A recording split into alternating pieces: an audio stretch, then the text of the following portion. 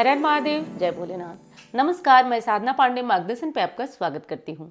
तो दोस्तों, जैसा कि आप जानते हैं, अमावस्या तिथि पितरों के लिए समर्पित होती है और अमावस्या तिथि में हर परिवार, हर घर से एक अनुरोध जो कि मैं हर बार आपसे करती हूँ कि अमावस्या तिथि में कुछ विशेष उपाय ज़रूर करिए।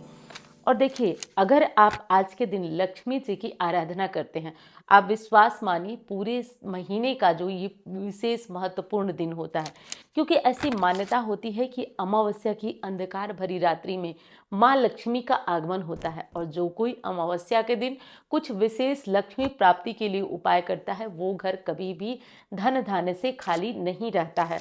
यदि पद्म पुराण की बात कहूँ तो कहा गया है कि अमावस्या की रात्रि माँ लक्ष्मी का आगमन होता है। इसी कारण कार्तिक मास में दिवाली भी मनाई जाती है अमावस्या तिथि के दिन। तो आइए आज के वीडियो में हम लोग जानते हैं कि अमावस्या तिथि पर विशेष क्या करना है आपको और किस दिन अमावस्या मनाना है। 19 तारीख को मनाएंगे या 20 तारीख को मनाएंगे, क्योंकि दोनों ही दिन अमावस्या है। तो किस दिन की अमावस्या श्रेष्ठ है, किस दिन की अमावस्या आपको मनाना है।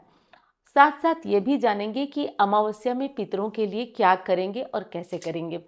तो सबसे पहली बात तो एक चीज़ समझ लीजिए दोस्तों कि अमावस्या जो तिथि है, इस दिन मैं आपको एक बात हमेशा कहती हूँ और इस बार तो बहुत ज़ोर दे के आपसे कहने वाली हूँ कि देखिए, सर्दियाँ हैं, काफ़ी लोग देर से उठते हैं, तो उनकी तो कोई बात नहीं है। जिनको किसी भी तरह की शारीरिक कोई समस्या है, उनको कोई दिक्कत है, ठंड से कोई परेशानी है, तो उनकी ठीक है, कोई बात नहीं। लेकिन अगर आप स्वस्थ हैं, हर तरीके से सही है, तो अमावस्या पे जल्दी जगा करें दोस्तों, जल्दी जगा करें।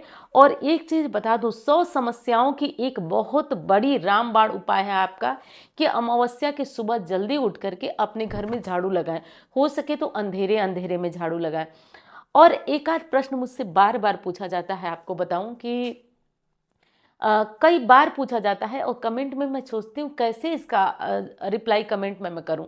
तो एक चीज़ बार बार पूछा जाता है कि हमारे यहाँ बोलते हैं कि सुबह ब्रह्म मुहूर्त में झाड़ू नहीं लगाया जाता है। देखिए, इसका कोई भी मतलब नहीं है। कोई क्या बोलता है, क्यों बोलता है, ये नहीं पता। लेकिन आप अपने मन में इस प्रकार की दुविधा तो बिल्कुल न रखें, क्योंकि ब्रह्म मुहूर्त में झाड़ू लगाने से न केवल आप झाड़ू नहीं लगाते हैं, आप अपने घर की नकारात्मक ऊर्जा को हटाते हैं। विश्वास करिए, विश्वास करिए और इस कार्य को शुरू कर दीजिए। ब्रह्म मुहूर्त में झाड़ू लगाना, घर की सफाई करना बेहद उत्तम है। तो चलिए, हम लोग थे अमावस्या पे। तो अमावस्या पे क्या करना है, आपको जल्दी जग जाना है और जल्दी जग करके बहुत सारे काम मत करिए, लेकिन आप थोड़ी सी अपने घर की सफाई जैसे झाड़ू वगैरह कर दीजिए। सर्दी का मौसम है, बहुत धोना वोना ये सब मत करिए आप लोग, लेकिन थोड़ा बहुत झाड़ू वगैरह लगाकर साफ सुथरा कर दीजिए। घर के मेन गेट को हो सके संभव है तो धो दीजिए, नहीं तो पानी का छिड़काव कर दीजिए।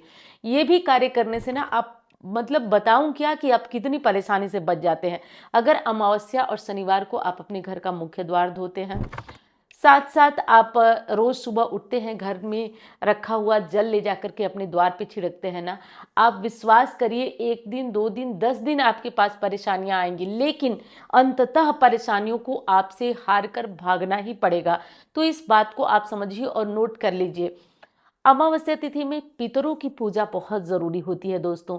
और ज़्यादातर जो है बड़े लोग जो हैं वो मानते नहीं है। घर के बड़े लोग सोचते हैं कि जो सर्वपितृ अमावस्या आई उसी में हम कर दें, तो ज़्यादा परिवारों पे पितृदोष लगा होता है और बहुत सारी समस्याएं होती हैं।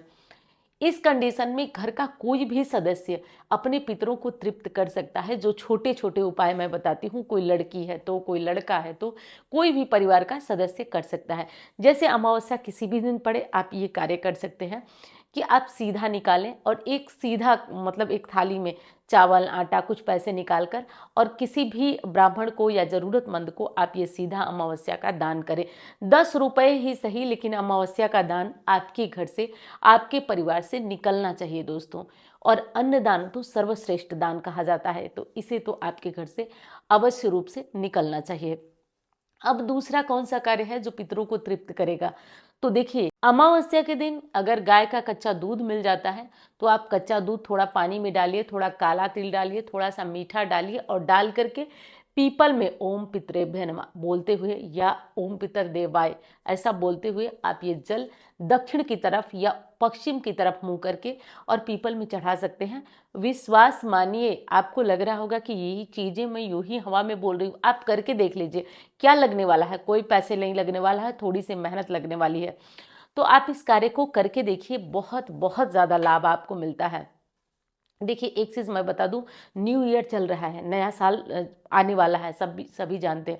और इतनी ज़्यादा आप लोग देख रहे होंगे कि ज़्यादातर वीडियोस जो है मेरी वॉइस रिकॉर्डिंग जा रही हैं। मैं तैयार होकर वीडियो भी नहीं बना पा रही हूँ क्योंकि इतनी ज़्यादा लोग उम्मीद में अपनी कुंडलियाँ दिखा रहे हैं। और मैं कहती हूँ आप मत दिखाइए ना, ये छोटे छोटे उपाय हैं, इन पे विश्वास करिए और करिए, आपको ऐसे। और एक चीज़ और यहाँ पे आपको बता देना चाहती हूँ कि ज़्यादातर लोग इस उम्मीद में आते हैं कि दीदी से बात हो जाएगी तो सब कुछ ठीक हो जाएगा और कुछ ऐसा बता देंगी कि सब कुछ ठीक हो जाएगा। देखिए मैं हर बार आपसे कहती हूँ कि मुझसे बात करके कुछ भी नहीं होने वाला है। हाँ, जो मैं बताती हूँ, इतना विश्वास से आपको बताती हूँ, वो करेंगे तो आपको ज़रूर आराम होगा। और वो मैं वीडियोज़ के माध्यम से भी आपको बताती हूँ। तो आप कहीं भी मुझे सुन रहे हैं, देख रहे हैं या मुझसे पर्सनल बात कर रहे हैं, आपको करना तो कुछ पड़ेगा, क्योंकि बिना किए तो मेरे बस पास तो कोई जादू नहीं है कि मैं आपको कपूर जलवा दूं, आपको कोई तेज पत्ता जलवा दूं और आपको ठीक कर दूं। ऐसा मेरे पास नहीं है, क्योंकि मैं जानती हूं कि आपको हर स्थिति में मेहनत मैं करवाऊंगी, मैं मेहनत करती हूं और वो आपको करवाऊंगी और तभी आपको ठीक कर पाऊंगी। तो इस विशेष बात को आप लोग समझ लीजिएगा और तब जाकर इन नियमों को पालन करिएगा। तो आप इस चीज़ को समझिए, जो वीडियोज़ में चीज़ें मैं बता रही हूँ, अगर उसको लाइन से आप फॉलो करते हैं तो आपको परिवर्तन कुछ ही दिनों में दिखेगा।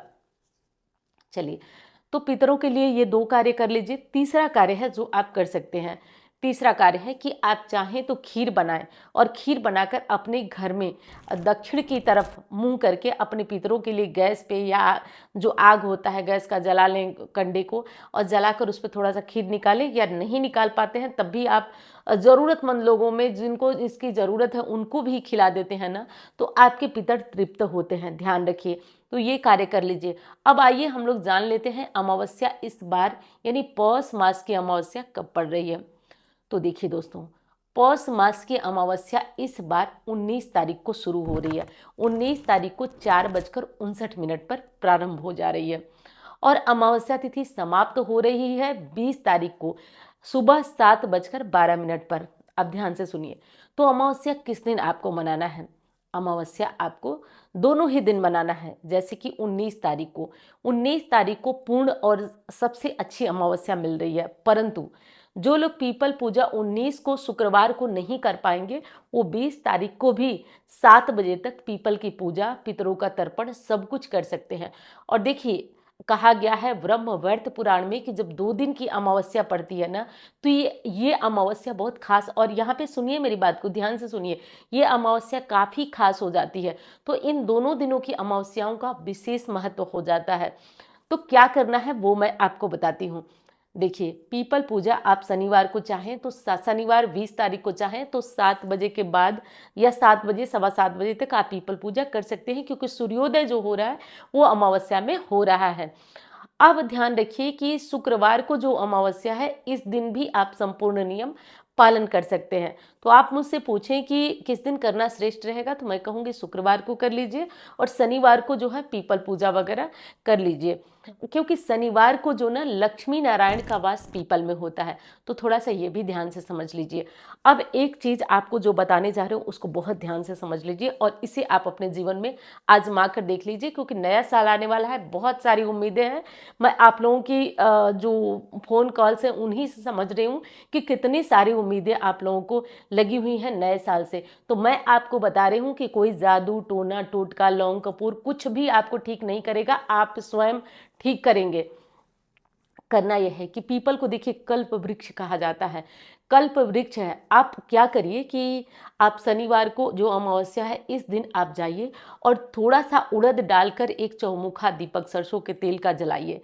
सरसों के तेल का दीपक जला करके आप पीपल के नीचे रखिए और हो सके तो कनक धारा स्तोत्र खड़े होकर के, और आप वहाँ जो कनक धारा स्तोत्र हो, मोबाइल ले जाइए, मोबाइल में अपना देख के पढ़ लीजिए, जैसे भी हो, तो आप उसे पढ़ लीजिए और पढ़ करके पीपल को दोनों हाथों से ऐसे स्पर्श कीजिए, दोनों हाथों से स्पर्श करिए और कहिए, हे माँ लक्ष्मी मुझ पर कृपा करो, माँ लक्ष्मी मुझ पर कृपा करो। देखिए, कपूर जलाने से, लौंग जलाने से जो भी चीज़ें होती हों, लेकिन मैं नहीं जानती हूँ, लेकिन ये करने से असर निश्चित होगा, 100% होगा।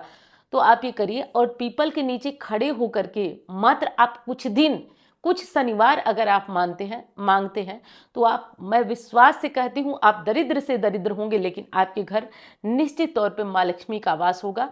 और आप ऐसा करके देखिए, लेकिन ध्यान रखिए, 1-2 शनिवार नहीं, कई शनिवार आपको ये नियम करना ही करना होगा। तो इस कार्य को करिए। और मैं एक चीज़ आपसे कहती हूँ कि आप बस विश्वास से वीडियो को लाइक किया करिए, क्योंकि आपके लाइक से जो है मैं मोटिवेट होती हूँ। क्योंकि हर कोई जब कोई काम करता है ना, तो उसको फीडबैक में कुछ चाहिए होता है, तो मैं इससे मोटिवेट होती हूँ। तो प्लीज़ आप लोग वीडियो को लाइक किया करें और चैनल को सब्सक्राइब करके साथ में जुड़ जाइए, और कुछ दिन आप इन उपायों को करिए, फिर देखिए कि कैसे आपके जीवन में परिवर्तन होता है। तो ये कार्य कर लीजिए। लक्ष्मी प्राप्ति का ये बहुत बड़ा उपाय है, क्योंकि पीपल के नीचे आप लोग ये भी पूछते हैं, बच्चा नहीं मान रहा, ये तकलीफ है, वो दुख है, आप पीपल के नीचे कहिए, खड़े होकर के हनुमान चालीसा का पाठ करिए, कनक धारा का मैंने बताया वो करिए, लेकिन हनुमान चालीसा का पाठ तब करिए जब आप परिवार से परेशान हैं, झगड़े हो रहे हैं, झंझट हो रहे हैं, बीमारियां हैं, बच्चा कहना नहीं सुन रहा है, तब आप हनुमान चालीसा का पाठ करें और पीपल देव से कहें, वो साक्षात आपकी सुनते हैं। करके देखिए, इस काम को करके देखिए, देखिए फिर कैसे आपके जीवन में परिवर्तन होता है, चमत्कार होता है। तो मैं उम्मीद करती हूँ दोस्तों वीडियो आपको पसंद आई होगी। मैं मिलती हूँ अब अन्य वीडियो में। धन्यवाद। हर हर महादेव।